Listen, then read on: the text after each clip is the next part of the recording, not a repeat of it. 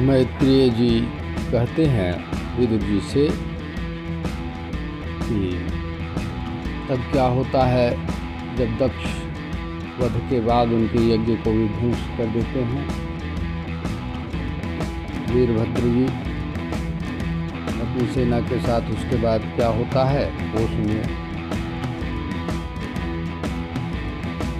अथ देवगणा सर्वे रुद्रानीकै पराजिताः शूलपक्षसी निस्त्रेश गदा परिघ मुद्गरैः अर्थात जब रुद्रगणों से हार गए सब देव विकल हो भारी, छिन्न भिन्न अंग हुए सबके व्याकुल थी सेना सारी।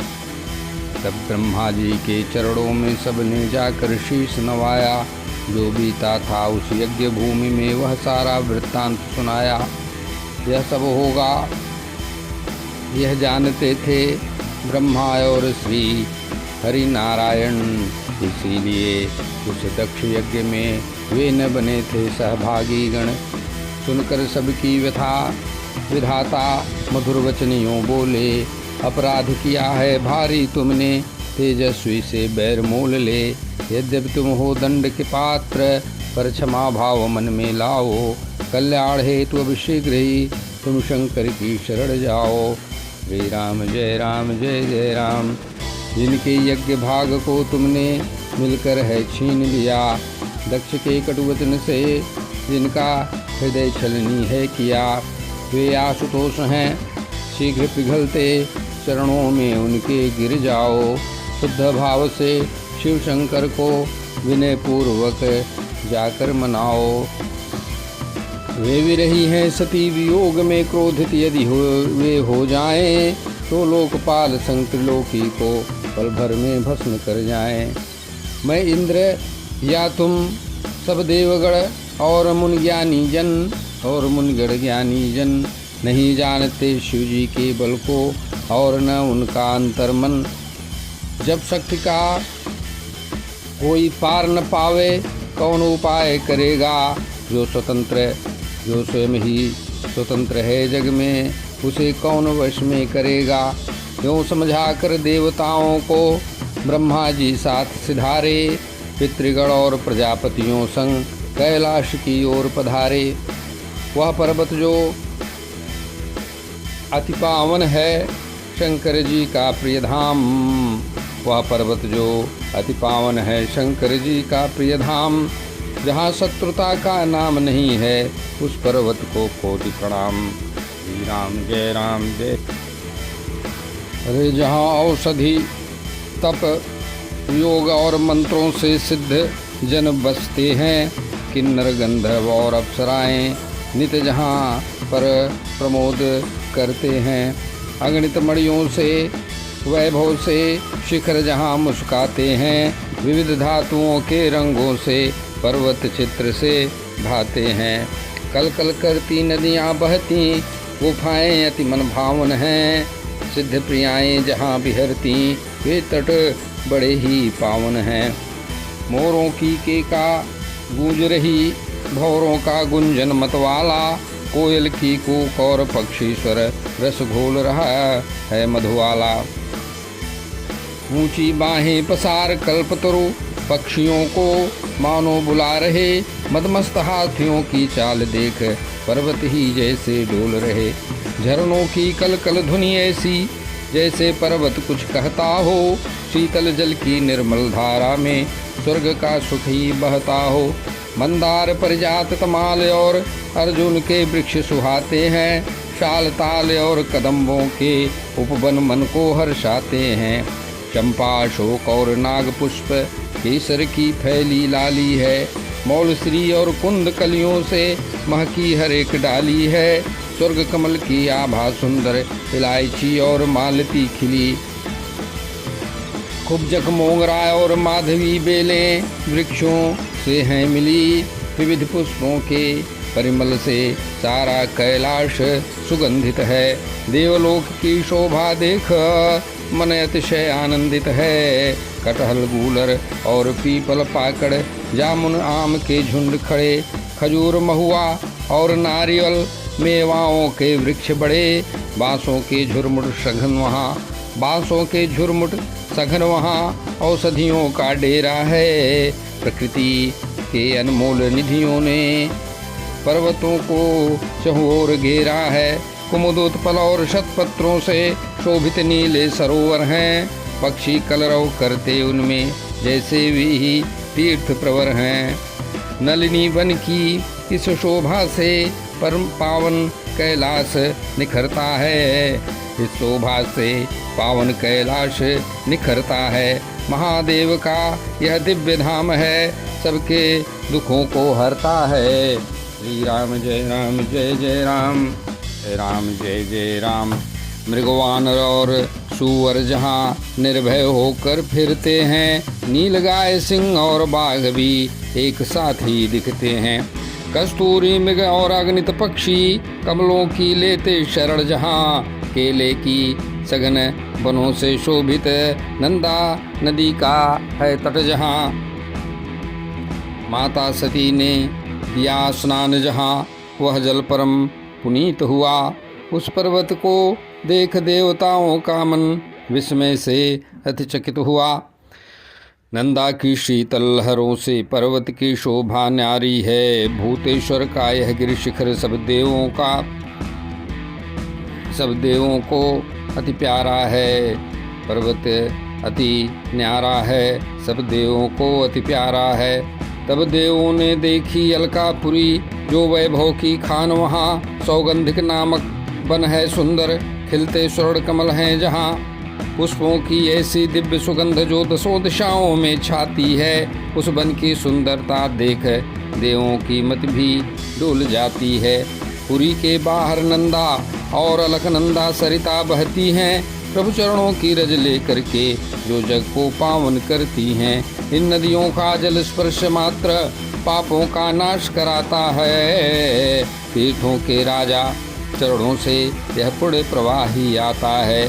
स्वर्ग की सुंदर स्त्रियां जहाँ प्रेमी संकेली मचाती हैं। थक कर रति क्रीड़ा से वे जल में जल क्रीड़ा रचाती हैं।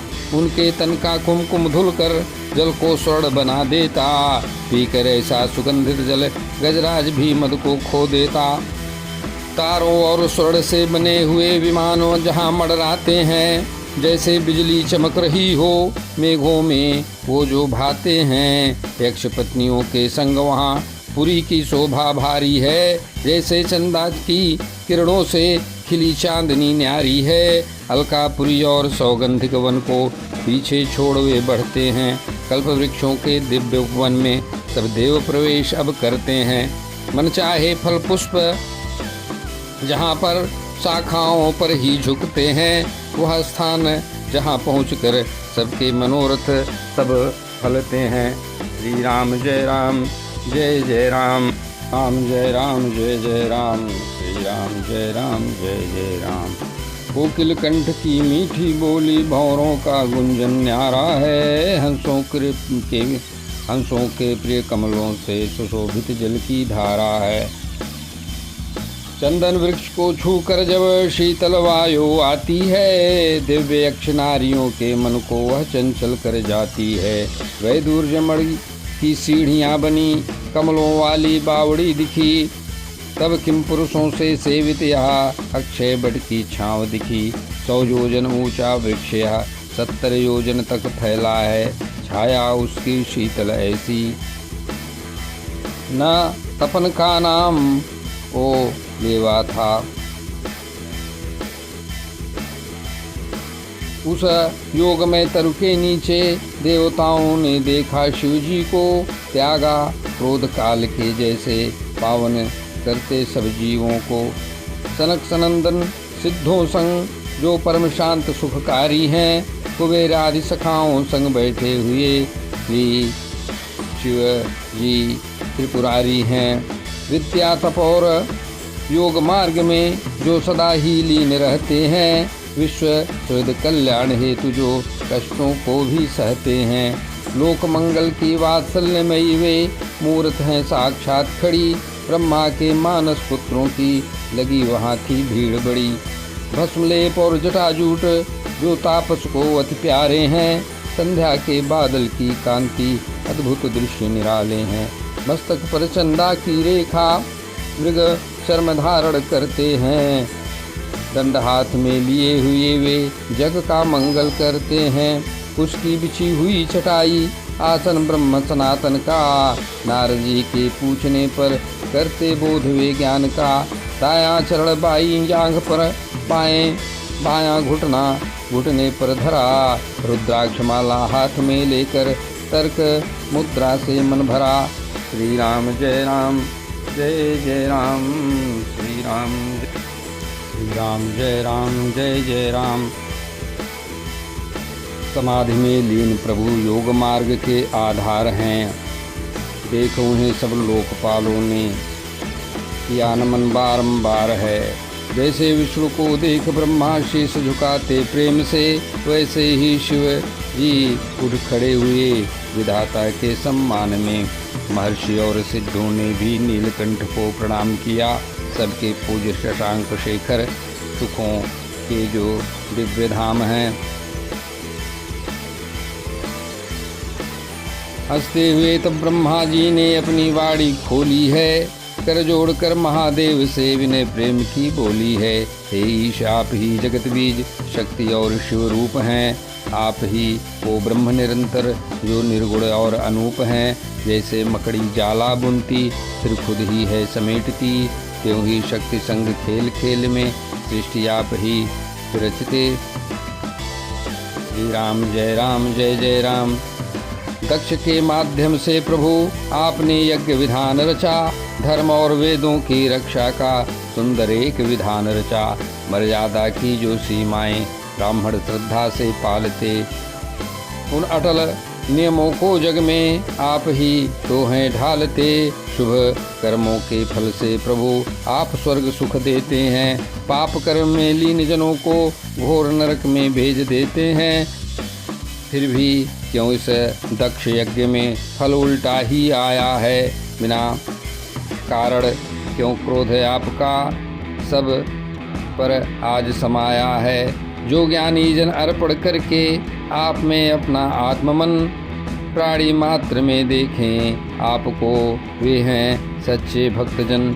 समदर्शी उन संतों को तो क्रोध कभी न व्यापता। जैसे पशु को वश न होता वैसे भक्त न कांपता। श्री राम जय जय राम। श्री राम जय जय राम। श्री राम जय जय राम। अरे भेद बुद्धि में फंसे हुए जो कर्मों में आसक्त हैं, उन उन्नति देख जलते जो वे दुष्ट बुद्धि के भक्त हैं।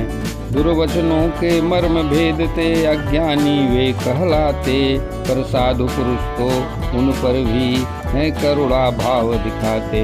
प्रभु विश्व की माया ने आपकी बुद्धि को छुआ नहीं, अतः अज्ञान के वश होकर आपसे बैर हुआ नहीं। पर माया मोहित जीवों से यदि कोई अपराध बन जाए, तो आप कृपा कर उन्हें क्षमा कर दें। दया हृदय में आ जाए, कृपया दया हृदय में आए। हे भगवान आप ही यज्ञ रूप और यज्ञों को का फल देते हैं। मूर्ख याचकों ने आपको निज भाग नहीं अर्पण करते हैं, इसीलिए यह विध्वंस हुआ। अब आप दया दिखलाइए, दक्ष का यह अधूरा यज्ञ फिर से पूर्ण कराइए। यजमान दक्ष जीवित हो जाएं, भग को नेत्र मिले फिर से, जुग की जो दाढ़ी लौट आए, भूसा के दांत खिले फिर से। सब अंगों का हो जाए उपचार, जो घायल हुए हैं रण में, शीघ्र स्वस्थ हो देवगण सब आए, जो आपकी शरण में आए हैं, जो आपकी शरण में। अस्त्र शस्त्र की मार से जो ऋत्विज घायल पड़े हुए, वे सब आपकी कृपा से भगवान फिर से स्वस्थ हो खड़े हुए। यज्ञ शेष जो बचा हुआ है, वह भाग आपका कहलाए। हे रुद्र आपके हिस्से से यह यज्ञ पूर्ण हो जाए। श्री राम जय